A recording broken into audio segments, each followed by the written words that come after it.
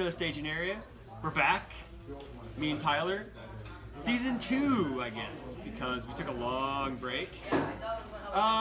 So it's 3 days before Mortal Kombat comes out. 3 days before the 3 days. release. We had our locals tonight. We played some Mortal Kombat characters. I played Johnny Cage. He played Goro. Marco right there played Quan Chi, the most brokenest motherfucker in the world. Spawn -1 damage. Nice job, dude. Nice job. So, Tyler wanted to talk a little about MK tonight. I guess it's a good kickoff point for the staging area because we haven't had an episode in a while. Because I've been busy with guile treatment responsibilities because, you know, I have to take care of Rob.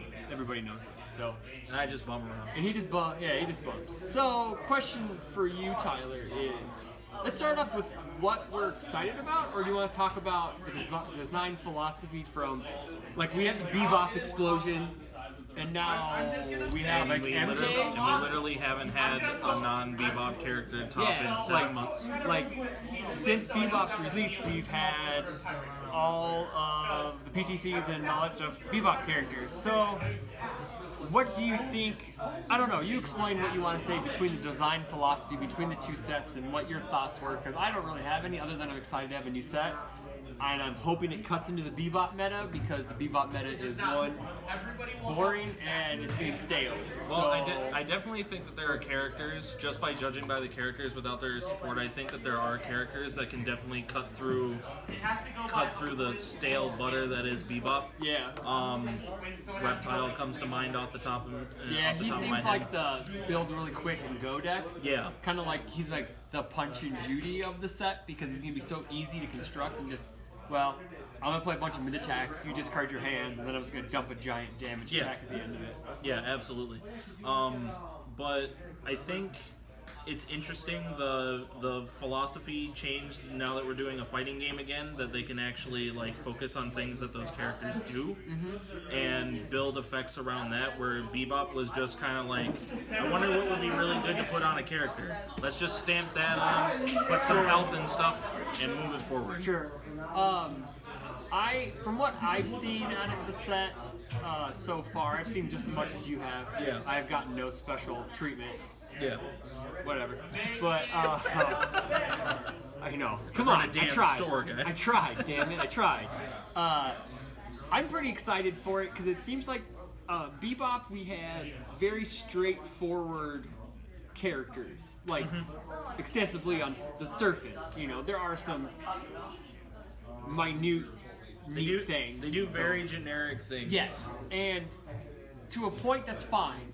You know, because the newer players are gonna Generic pick is that up. consistent and good. Yes, But they're too consistent and good. But now with the Mortal Kombat guys coming in, we have these really neat, interesting effects, and these characters, like I told Shane when he's here for the Rocket PTC, they're very interesting compared to the Bebop characters. Yes, They are. absolutely. Maybe like Reptile is one, but he still has a neat. He still has neat He has abilities. still neat abilities, but he made like, and like Cassie is the most interesting to, in my opinion, Yeah. because she does so much with her character. So you Yeah. know, but I just like it that they're just more interesting overall, I guess, because just Absolutely. And as a deck builder and as a longtime player, it's just a lot easier. It's more fun to play with interesting stuff than to just play with, well, I'm going to take this linear path and punch and Judy my way to win. I think that's where Mortal Kombat's strong suit is because I feel as though that it's on the same par level as Bebop, but it's like, if we compare Vengeance of the Fallen Angel to that Quan Chi attack that has 1,000 words in its title. Oh yeah, you have. Oh, you mean like the Curse of Corruption? Or Yeah, You yeah. mean the Ermac card? The Ermac card. Because it's not really Quan Chi. It's Ermac's gonna play it. But Yeah. The unblockable. You have Yeah. to jump through more hoops. You have than to do jump through more hoops, and inherently it has more damage because you Yes. have to jump through more Yeah, hoops. exactly. It's not just, I'm this character, we're going to stop my turn now. It's 6 damage. Yeah, exactly. But that, like, and if you think that too, with your, to add to your point, we got all these new you win cards, Yeah. which I think like the you win stuff is just a neat gimmick. The Yeah. actual effects underneath the you win stuff, like fatalities mill, the removal, Yeah. And what That's was a good utility card. Stage Kill gets rid of terrain. Yes. And then Destroys terrain, Brutality ironically. does what? Does it do anything extra other than just do 3 damage and kill your opponent? You can't reduce its damage. Huh, that's whatever. And it has Breaker 3 on it. Oh, okay, there you go. It has Breaker 3. That's the real reason to play. But it seems like there's more underlying effects to the cards now. And Which is think, exciting. Yeah, and I think a lot of the auto win cards they're interesting, but I don't think that there are going to be many decks that can actually build completely around them for the sole fact that if you rip into them in your opening hands, they're basically dead cards. I would disagree with that. Because Fatality, is the only one Brutality, because Fatality is a 3-diff action that nets you momentum and gets rid of cards That's in your opponent's true. discard pile. But like Stage Kill, It's a, wait, 0/3 action because it doesn't cost anything. It's a free card for the most part. but like Stage Kill, it's probably not an action I want in my first hand. No.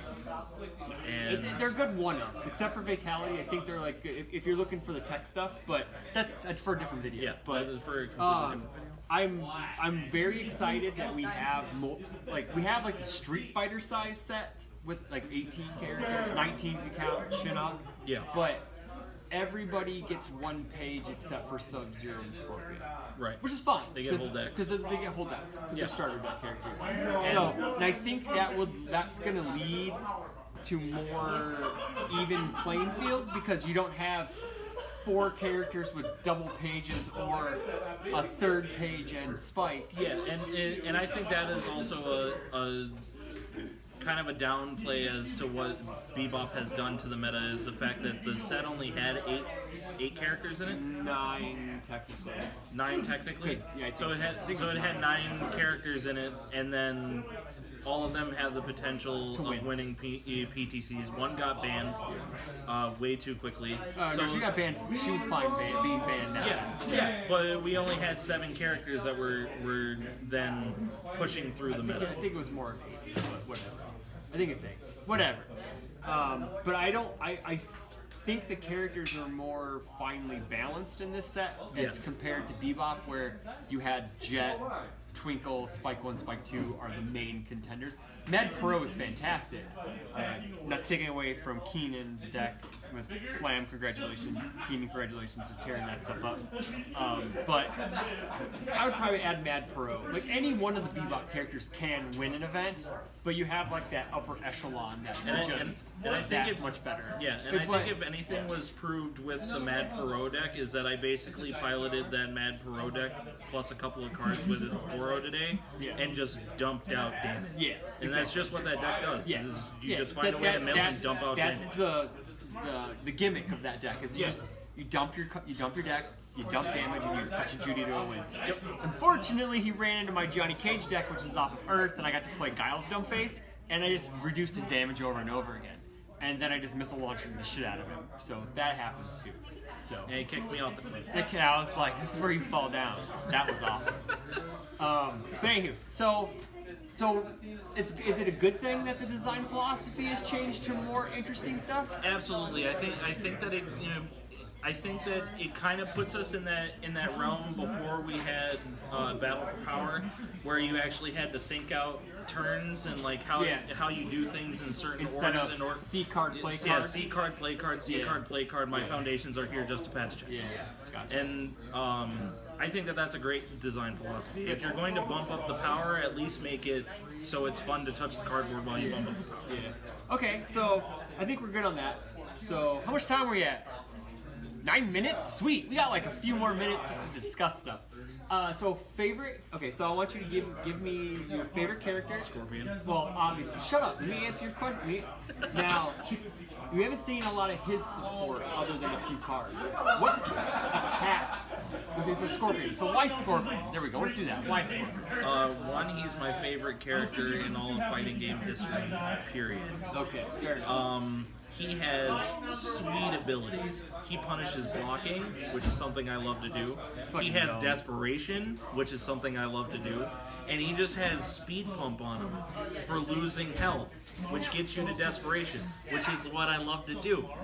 Yeah. He is, and he's a 628. He's a typical type. I think that's going to be the one thing that slows him down, is that he's a six-hander. Yeah, So, absolutely.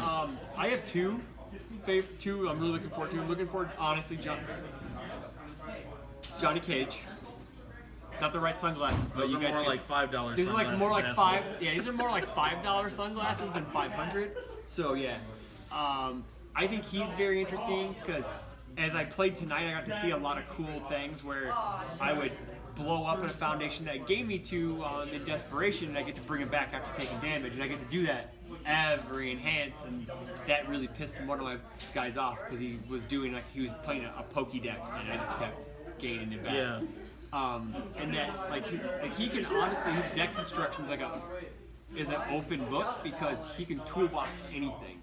Like, I want to try him off of orders so I can play Secret Stash and like Tijuana Groceries, Yeah. so I can just pick and choose which foundations I want to, bring in and add. Yeah. So, and the Cassie Foundation seems the one the new one they showed today at the time of recording, where if stuff's stunned, I can ready it with playing 4+. So that may have space, but other than that, Melina, because I need a 7-hander to play, and I think Melina's pretty awesome. I think Yeah. she's gonna be great. So Yeah.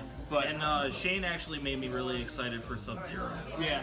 Like, besides how bonkers his abilities are, because they're ridiculous. They're good. They're But- very good. but Why would you want bad abilities on characters? No, but his support is just as good. Yeah. Which is what the design philosophy Yeah. is right now. That But the that- but support that's works what- with the character. Yeah. Yeah. So. All right. So I think that's it. I hope you could hear us and listen, and I try to project well, but I don't know. But it's episode 1, season 2. Who cares? So. Hope you guys watch it, like, comment, subscribe. Rockford UFS is on Twitter now, at Rockford UFS. Follow us on Facebook, blah, blah, blah, blah, blah. We're on Twitter now? It's all free content, you don't have to pay for it. So, have a good night, everyone.